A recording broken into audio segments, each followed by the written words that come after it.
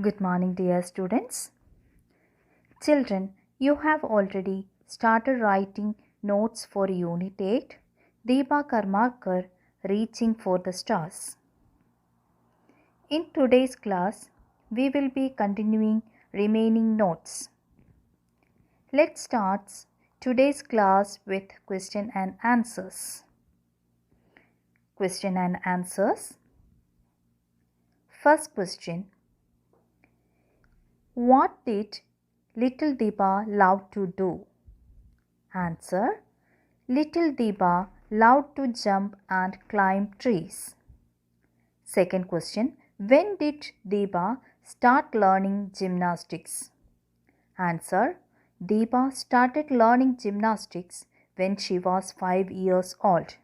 Let us continue with third question and answers.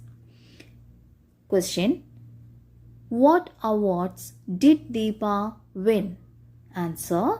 Dipa won the Khel Ratna and the Padma Shri. Copy the answers neatly in your notebook. Thank you, children.